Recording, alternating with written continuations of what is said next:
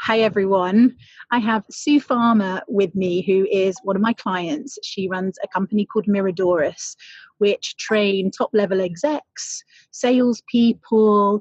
But Sue specifically has some special skills around dealing with stress and dealing with communication within organizations and with individuals. And she uses a number of techniques, kind of psychological mix of something called the 3Ps and Herman whole brain thinking when working with her clients. So I thought, well, Sue very kindly offered to come and talk to my group about these things and see what insight she'd be able to offer around some of the places that you have problems. And so what we thought we'd look at was stress, the stress caused by doing social media and some of the blocks that we get then around communication. So Sue, when we were talking earlier, and I'm going to start off with stress, like a lot of my clients and coaching clients get quite stuck because social media they find quite stressful. So then that stuck turns into not being able to speak or write or record video. Yeah. Where can we start on the stress topic? Okay, well, let's just start on that whole social media piece, because it's something that it resonates with me. It's something that I experienced, Kate, when you and I were first talking about this. The whole thought of doing a video filled me with so much horror. And actually, the first time we did any kind of video work, I just got in my own way so much. And afterwards, I reflected on what was going on there. And, what is social media and why does it create so many blocks for us? Well, we'll happily talk to somebody on the telephone or somebody that we meet in the street or a colleague. So what's the difference? Because it's just the same voice. We're still the same people. And when we start to get in our own way thinking about, are they going to judge me on my message? Am I good enough? Am I capable? Is there any credibility here? Why is it that when we're in that social media kind of mode, it's almost like a mode that we get in, that comes up, and yet we can happily have a conversation with each other or people that we know.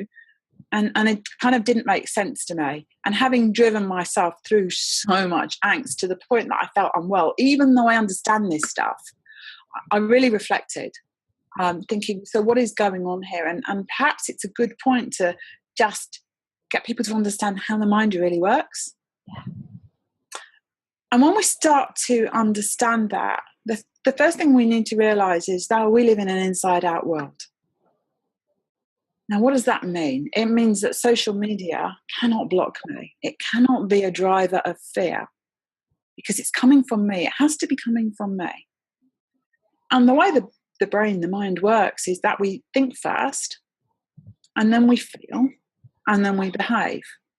So people who are looking to change their behavior are almost kind of doing it when it's too late. So if we're looking not to feel fear, there's some stuff that we just need to get to grips with here.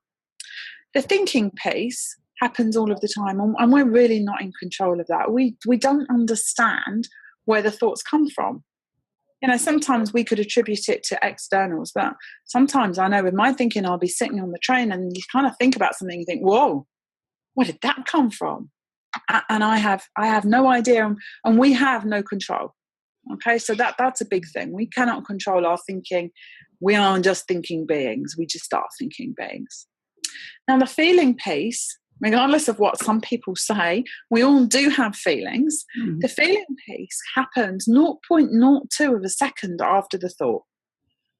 Okay. Now, 0.02 of a second is blooming fast by anyone's standards. And there is no chance that we can kind of come in and divide the thinking and the feeling. And the reason that the feeling is there is to give us conscious awareness. It doesn't mean that we're, emotional wrecks or anything like that at all. We feel so that we're aware. It's what differentiates us from animals primarily, based on our current understanding of the animal kingdom. Now, we can't control the thought, and the feeling makes us aware. So that says the thoughts that we have now about social media or indeed anything else are going to happen. They just are going to happen. We can't stop it. The next step is the really key one that we can do something about. And the great thing here with the removal of stress and social media is that doing nothing is the best option. Now, what do I mean by do nothing? Well, there's no models to learn, there's no tricks, there's no magic process. The whole do nothing piece is about self-awareness. If you recognize that it's all coming from your thinking, so if you're feeling the fear, it's because you're thinking fear. If your thinking changes, then you won't have the feeling anymore. Now, that sounds very simple. Yeah. And it is so unbelievably simple. If only we just remembered that stuff. Because the outside world is really seductive. So we were talking earlier, Kate, about my forays into Facebook Live and some of the horrors that have resulted from that. But they were horrors in my head. They weren't real horrors. Because what happens is we have the fear and then we feel it. Oh, and by the way, the stronger we feel it, the more real we think it is. But it's just that we're having a lot of thinking about it. And then instead of doing what nature intends, which is to allow the thought to go, because we have about 90,000 thoughts a day, we can't hold them all, we hold it. Now, to hold a thought really takes a huge amount of energy because we have to focus our whole mental direction on that negativity. And then in order to keep it there, because if it was just the same old thought, it'd be a little bit boring and we would risk moving on to the next thought, then we have to build a story out. And these things, they're like mobile video units. And so we have a thought about social media, which gives us a feeling of fear. And then we look for reinforcement. And if we don't see the reinforcement through those filters that we put on our brain, then we make it up. Well, if I do that social media thing and, it'll be the downfall of my product because I'm not sure my product is ready for market. It's not quite perfect. And I think I should read another book or go to another training session or have another lesson in social media or, because if I don't, then I might fail. How would we know? And what does failure even look like? That is just classic thinking got out of kilter, nothing else. Because if we just let the thought go, then another thought will come along and it won't be so scary anymore. And how do we let the thought go? Well, a bit of humility, a bit of understanding that all that internal strife and suffering and pain that we're feeling, we caused. We're doing it to ourselves. No one's making us, we're doing it to ourselves. And when we kind of get that, and we get that, oh my goodness, I can continue to feel stressed and anxious and in a position where I don't think I'm good enough, or I can just let that thought go and allow to be what will be. And then it just goes and another thought comes along and the fear's gone. And it's as simple as that, Kate. Yeah, because I do think that when you said about not being good enough, I think that's quite a key one. Who am I to be here doing this video? Who am I to be broadcasting live? Who am I to write on this topic? And I do think that and it's just a shift of thought, which is easier said than done, though. Well, potentially, but you don't have those thoughts before you share your thoughts with other people. If you're out with friends socialising of an evening, I can't tell you how many people I haven't heard their views on Brexit, for example. Now, they're not experts. None of us are experts, but we'll very happily share our views. So why would, just because we're using a slightly different media, why would there be any difference? And this kind of trepidation is a bit like reverse arrogance. Yeah. Yes. Who are we to judge whether our message is going to be powerful and land and change someone else's life or not? Yeah. Because every brain is unique, like a fingerprint. And we all live in separate realities. We just do. We just hope that we connect at one level or another. So how can we judge? And if it doesn't land with somebody, what will they do? They'll turn it off. Yeah. It's not. Yeah. This is not difficult stuff. They just won't watch. And if they don't watch it, what does that do to you? Nothing, because you didn't know. You look at my reality. When you say it like that. Yeah, it's very interesting. I mean, I even had a situation recently, where I was seeing some other social media people kind of teaching something similar but different and in a different way, and that was triggering a whole load of stuff. And in the end, what I decided to do was actually just stop watching and remove that from my feed so that I wasn't getting triggered, because it's not relevant. Because like you say, and my big thing with your vibe attracts your tribe is that each person speaks in a certain way that will speak to other people in a certain way, and you learn from different people in different ways, and you can learn from lots of different people at the same time as well. You don't have to just have the one person that you go to, particularly with social media. No, and actually that wide array often delivers a little bit of balance. And I shared on my personal Facebook page this morning something that just resonated so well with me, is that we don't meet anybody by accident. And therefore, on that basis, if we just trust ourselves and the world, the people that are listening to us are there for a reason. Yeah. Now, they may not hear us first time, but that's not about us. That's about their readiness. Yes. They know deep inside, in their wisdom, in their quiet mind, that there is something to gain from whatever the message is that you're delivering, but they may not know why. And so therefore, just trusting that the worst will happen is not going to impact you in any way whatsoever. And you may just change someone's world. Yeah. And then I'm working with people that are usually single people organizations. They're solopreneurs, they're entrepreneurs. They're not necessarily part of a wider organization.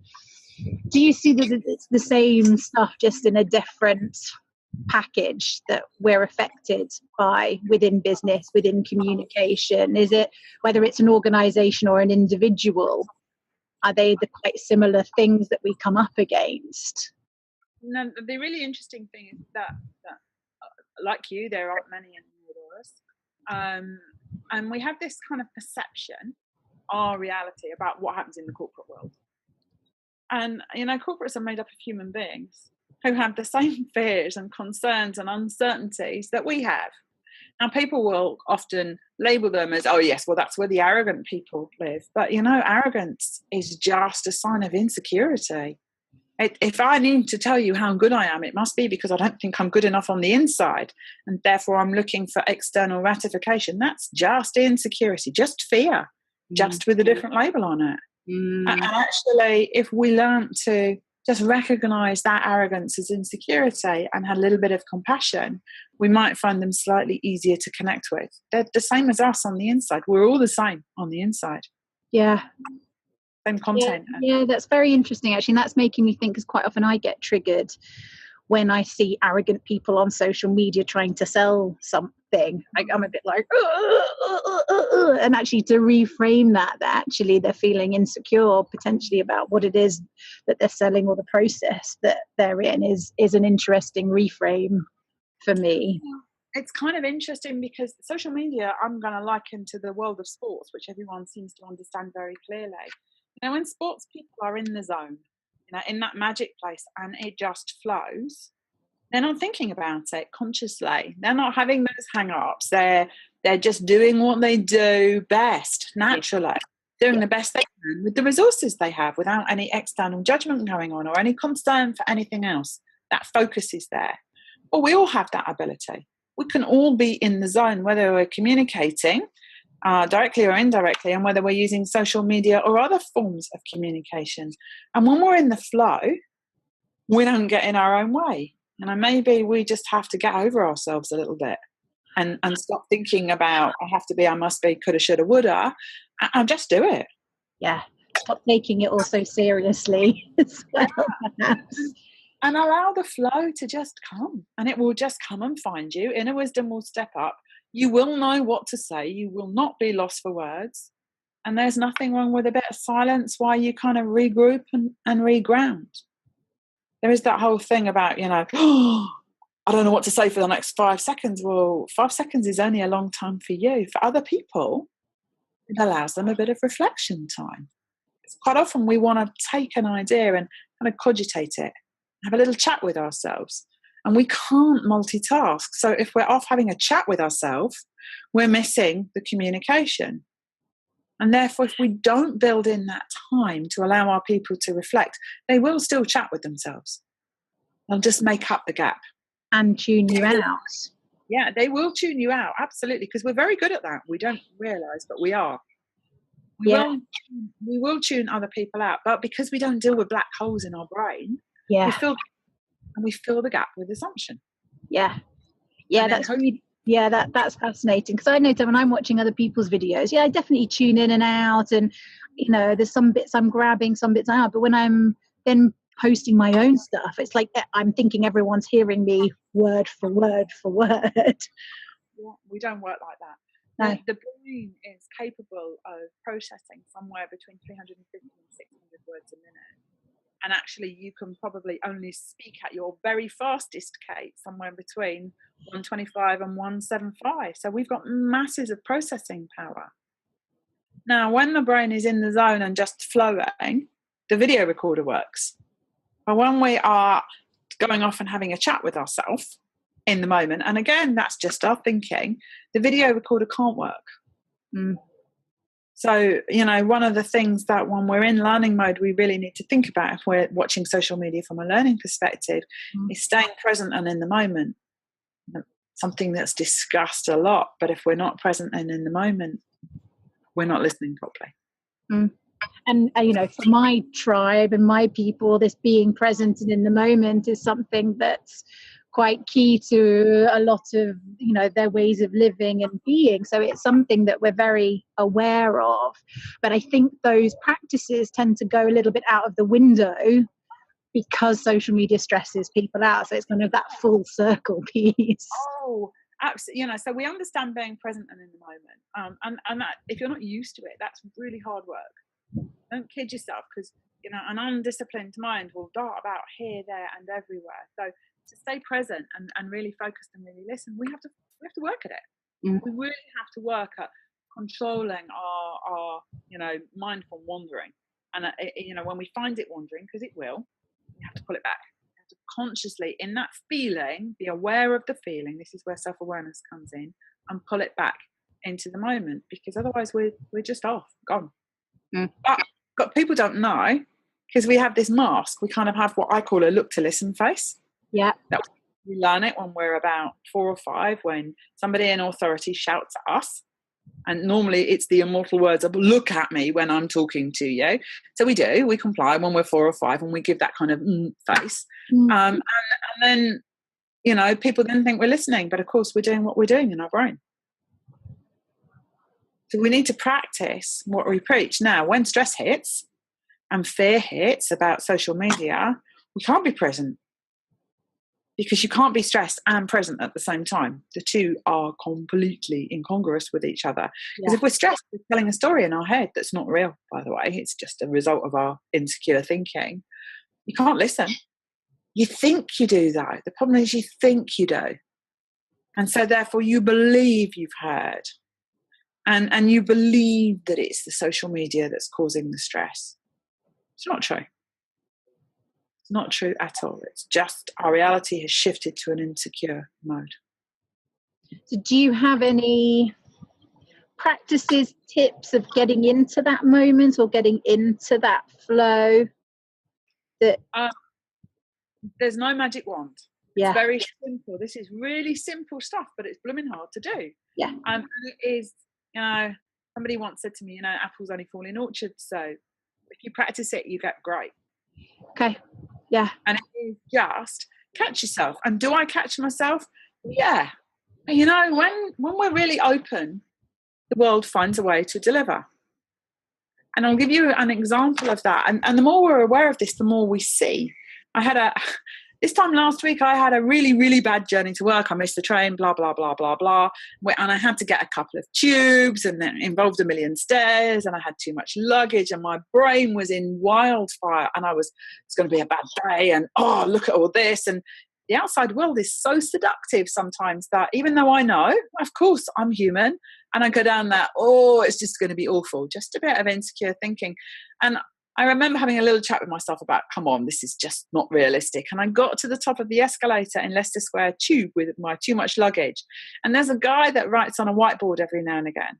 Yeah. And he posted a message from Charlie Chaplin, and I'm not going to quote it verbatim, but it was along the lines of, you know, I may be having negative thoughts in my head, but no one's told my lips, so I can still smile. And that, for me, made me think, that's just so true. So, and, of course, when we smile, we release a few endorphins, which make the dodgy negative thoughts go away. And suddenly, by the time I'd done my 3-minute walk to the office, it looked different, just to my thinking. No magic, and just aware. And aware, we just need to practice being aware. Lovely. Thank you. Yeah. Very easy, very straightforward, and so powerful. That's wonderful. Thank you, Sue. I think that's covered it.